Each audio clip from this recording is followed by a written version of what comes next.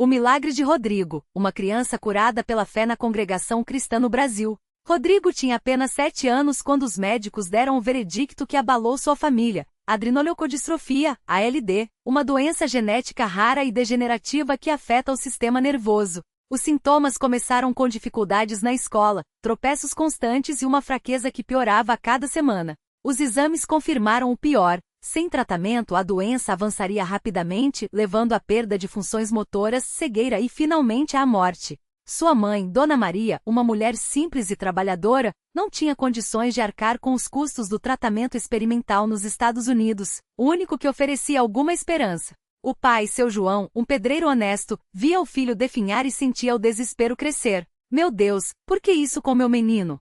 Chorava à noite enquanto Rodrigo, ainda lúcido, tentava consolá-lo com um abraço fraco. Foi então que a vizinha Dona Clara, uma irmã fiel da congregação cristã no Brasil, apareceu em sua porta. Irmã Maria, o Senhor não abandonou vocês. Venham conosco no culto. Deus faz milagres, disse com convicção. Dona Maria, embora católica, nunca havia frequentado uma igreja evangélica, mas o desespero a levou a aceitar o convite. No domingo seguinte, entraram na pequena sala de cultos da CCB, um lugar simples, sem adornos, onde os irmãos e irmãs, vestidos com modéstia, cantavam hinos à capela, sem instrumentos. Rodrigo, já com dificuldade para andar, foi levado nos braços do pai. O ancião, um homem de cabelos brancos e voz serena, dirigia a reunião com humildade. Irmãos, vamos orar por este menino, anunciou, e todos se ajoelharam. As orações foram fervorosas. Senhor, Tu és o Deus que sara, que faz o impossível. Toca neste menino, em nome de Jesus, clamavam os irmãos. Dona Maria chorava, enquanto seu João, com as mãos trêmulas, segurava o filho. Rodrigo, mesmo fraco, sentia uma paz que não entendia. Após o culto, o ancião se aproximou. Irmãos, não desanimem. Deus ouve nossas orações. Continuem vindo, e vejam o que Ele fará. Eles voltaram. Toda semana sem falta. Os irmãos os acolheram com carinho, sem pedir nada em troca. Rodrigo começou a participar das aulas da escola dominical, onde aprendia sobre a fé que move montanhas. Um mês depois, durante um culto de oração, Rodrigo sentiu algo estranho. Mãe, eu tô sentindo as pernas, sussurrou. Dona Maria, incrédula, o ajudou a se levantar. Tremendo, o menino deu um passo. Depois, outro. E outro. A sala inteira ficou em silêncio. Então, um grito de alegria. Glória a Deus. Ele está andando. Os médicos não tinham explicação. Os exames seguintes mostravam uma melhora inexplicável. A doença que deveria ter progredido estava regredindo. É um milagre, disse o neurologista, sem outra justificativa. Rodrigo não só recuperou a saúde como foi batizado nas águas, confessando sua fé em Cristo. Na Santa Ceia, ao partir o pão, o ancião lembrou: assim como Deus sarou este menino, Ele pode transformar qualquer vida. A fé não é só para os momentos fáceis, mas para quando tudo parece perdido. Hoje, anos depois, Rodrigo é um jovem saudável, servindo a Deus na mesma congregação que o viu curado. Sua história é contada como testemunho nos cultos, sempre de pé, como manda a tradição da CCB. Deus não mudou, diz ele. Se fez por mim, pode fazer por qualquer um que crer. A lição ficou: a fé não é a ausência de dúvidas, mas a coragem de confiar mesmo quando não vemos a saída. E na congregação cristã no Brasil, onde a simplicidade e a oração são a base, Deus continua operando milagres para quem o busca de todo o coração. A vida de Rodrigo mudou tanto que até os médicos que o acompanhavam ficaram impressionados. Alguns que antes olhavam com ceticismo para a fé da família começaram a questionar: o que aconteceu com esse menino? A resposta era sempre a mesma: foi Deus. E não era só a saúde física que tinha sido restaurada. Rodrigo, que antes era uma criança tímida e cheia de medos, agora falava do amor de Deus com uma convicção que só quem viu a morte de perto pode ter. Sua mãe, Dona Maria, nunca esqueceu o dia em que o médico a chamou no consultório e, depois de examinar os últimos exames, balançou a cabeça incrédulo. Não há explicação científica para isso. Os tumores sumiram.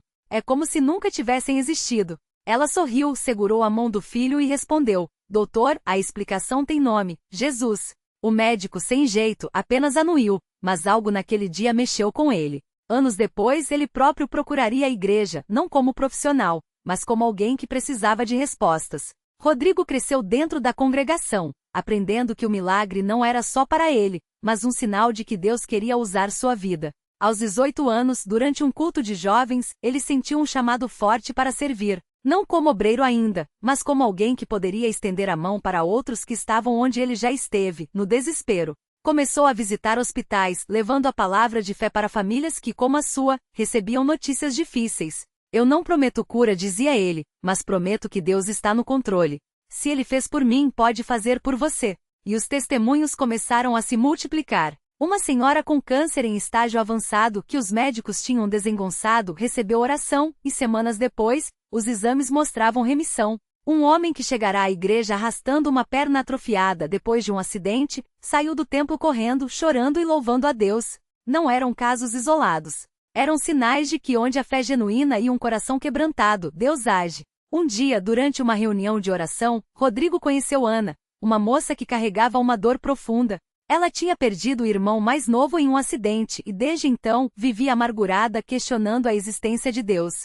Como um Deus de amor permite isso? Perguntava ela com lágrimas nos olhos. Rodrigo não deu respostas prontas. Em vez disso, contou sua própria história, o medo, a dor, a noite em que achou que não veria o sol nascer novamente. E então falou do dia em que entendeu que Deus não promete um caminho sem lutas, mas promete estar conosco em cada uma delas.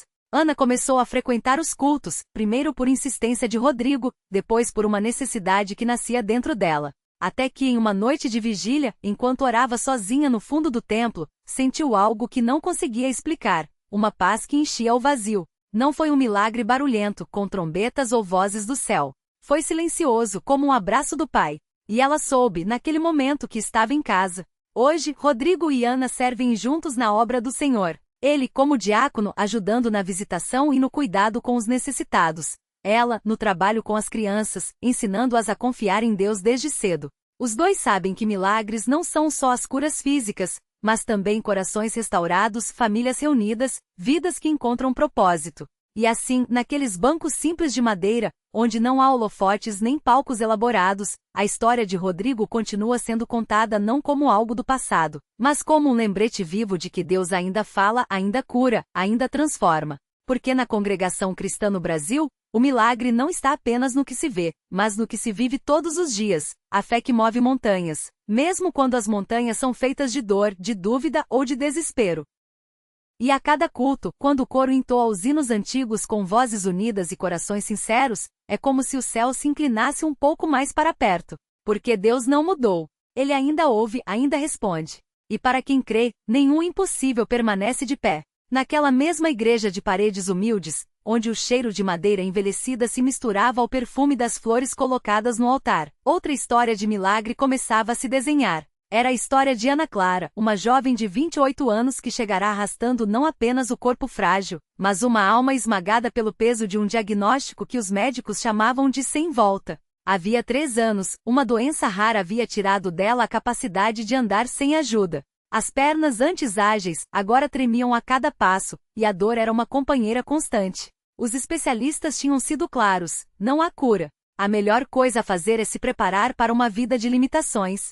Mas Ana Clara não aceitou aquilo como resposta final. No fundo do seu coração, uma voz sussurrava: Deus pode. Foi assim que certa tarde, ela entrou pela primeira vez na Congregação Cristã no Brasil, apoiada em uma bengala e no braço da irmã, que a trouxe mais por desespero do que por fé. Não conhecia ninguém ali, não sabia os hinos, não entendia bem a liturgia. Mas quando o pastor começou a orar, algo dentro dela se mexeu. Não foram palavras bonitas ou promessas vazias, foi a certeza de que naquele lugar, Deus estava presente. As semanas passaram, e Ana Clara não faltou a um único culto. Mesmo nos dias em que a dor era insuportável, ela estava lá, sentada nos bancos de madeira, ouvindo os testemunhos de pessoas que, como Rodrigo, haviam experimentado o impossível. A cada oração, ela sentia uma chama acender dentro de si. Não era esperança vã, era fé. Uma fé que não dependia de circunstâncias, mas daquele que tudo pode. Até que chegou o dia em que, durante um culto de oração, o pastor fez um chamado. Quem aqui precisa de um milagre? Quem acredita que Deus ainda opera maravilhas? Ana Clara, com lágrimas nos olhos, levantou a mão trêmula. Não pediu com palavras elaboradas, apenas chorou, e seu choro foi oração suficiente. Irmãos de fé se aproximaram. Mãos se uniram sobre sua cabeça. Não havia encenação, não havia espetáculo, apenas corações sinceros clamando ao mesmo Deus que abriu o mar vermelho, que ressuscitou Lázaro, que transformou água em vinho. E então, algo aconteceu. Primeiro foi um calor estranho percorrendo suas pernas, como se uma corrente elétrica suave a tocasse. Depois, uma força que ela não sentia há anos começou a pulsar em seus músculos. Os irmãos ainda oravam, mas Ana Clara já não conseguia ficar sentada. Com lágrimas rolando pelo rosto, ela se levantou sozinha. A bengala caiu no chão com um barulho seco. E pela primeira vez em 3 anos, ela deu um passo. Depois, outro. E outro. O culto parou. Um silêncio reverente tomou conta do lugar, seguido por gritos de alegria, choro de gratidão e louvores que ecoaram pelas paredes. Ana Clara não apenas andou. Ela correu até o altar, abraçando o pastor, abraçando os irmãos, como se quisesse abraçar o próprio Deus. Os médicos não tinham explicação. Os exames posteriores mostravam que a doença, antes progressiva, havia regressido. Não era remissão temporária, era cura. Completa. Irrefutável. Hoje, Ana Clara não apenas caminha, mas dança. Não apenas vive, mas testemunha. E toda vez que volta àquela igreja, ela olha para os bancos de madeira, para o altar simples, para as pessoas comuns que ali se reúnem e sabe, o milagre não está no lugar, não está nas paredes, não está nos rituais. O milagre está no Deus que habita no meio do seu povo. Porque na congregação cristã no Brasil não se prega um Deus distante, mas aquele que desce, que toca, que transforma. Não se vendem ilusões, mas se vive uma fé que não teme enfrentar o impossível. E para quem duvida, para quem sofre, para quem já ouviu que não há mais jeito, há sempre uma resposta. Venha, veja, creia. Porque onde há fé, Deus age. E onde Deus age, não há doença que resista, não há coração que não seja sarado, não há vida que não seja renovada. O mesmo Deus que fez Rodrigo levantar-se da cadeira de rodas é o Deus que fez Ana Clara dançar. E ele não mudou. Ainda hoje ele espera por você. Ana Clara tinha apenas 9 anos quando os médicos disseram que ela nunca mais andaria. Uma doença rara havia atacado seus nervos, deixando suas pernas frágeis como vidro. Os exames não deixavam dúvidas. Paralisia irreversível. A mãe, Dona Maria, chorou em silêncio no corredor do hospital, apertando contra o peito o laudo que parecia uma sentença. Mas dentro dela, uma voz sussurrava, leve à igreja. E foi o que fez. Não com a esperança de um milagre imediato, afinal, já tinha ouvido tantos nãos, mas com a fé simples de quem não tem mais para onde ir. Na primeira reunião na Universal, Ana Clara foi levada nos braços do pai. Os irmãos oraram por ela, impuseram as mãos sobre suas perninhas finas, e o pastor falou com uma convicção que arrepia até hoje. Esta menina vai dançar para a glória de Deus. Dona Maria abaixou a cabeça, porque não queria que vissem suas lágrimas. Senhor, se for da tua vontade. Ela murmurou. As semanas passaram. Ana Clara continuava sem mover os pés. Mas algo tinha mudado. Ela sorria mais. Cantava os hinos com vozinha trêmula, balançando os bracinhos no ritmo. Até que numa quarta-feira à noite, durante a corrente de oração, o pastor chamou todas as crianças para a frente. Ana Clara, como sempre, foi carregada. Mas dessa vez, quando a música começou e aleluia, Jesus é o Senhor. Ela segurou o ombro do pai e, com um esforço que parecia sair das profundezas da sua alma, pôs o pé no chão. Um silêncio tomou conta do templo.